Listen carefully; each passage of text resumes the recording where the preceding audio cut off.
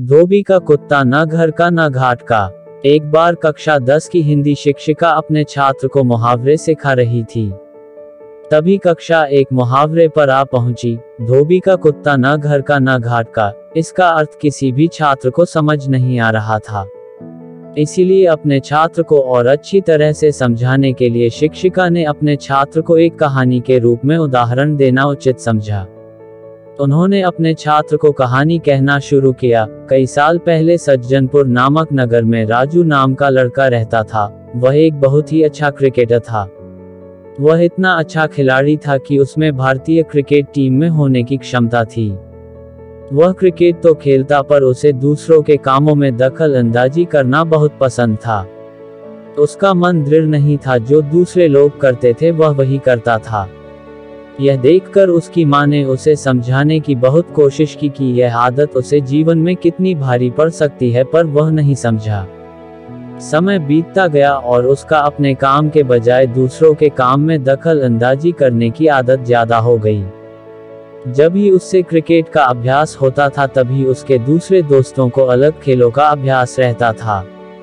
उसका मन चंचल होने के कारण वह क्रिकेट के अभ्यास के लिए नहीं जाता था, बल्कि दूसरे दोस्तों के साथ अन्य अलग अलग खेल खेलने जाता था। उसकी यह आदत उसका आगे बहुत ही भारी पड़ी। कुछ ही दिनों के बाद नगर में ऐलान किया गया, नगर में सभी खेलों के लिए एक चयन होगा, जिसमें जो भी चुना जाएगा उसे भारत के राष्ट्रीय दल में खेलने को मिल सकता है। सभी यह सुनकर बहुत ही खुश हुए और वहीं दिन से सभी अपने खेल में चुनने के लिए जी जान से मेहनत करने लगे। सभी के पास सिर्फ 2 दिन थे। राजू ने भी अपना अभ्यास शुरू किया, पर पिछले कुछ दिनों से अपने खेल के अभ्यास में जाने की बजाय दूसरों के खेल के अभ्यास में जाने के कारण उसने अपने शानदार फॉर्म खो दिया था।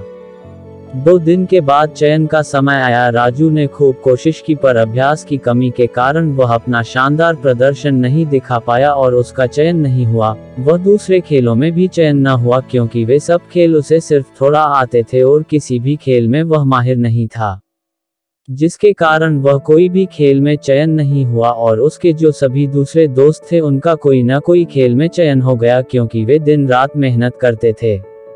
अंत में राजू को अपने सिर पर हाथ रखकर बैठना पड़ा और वह धोबी के कुत्ते की तरह बन गया, जो न घर का होता है न घाट का।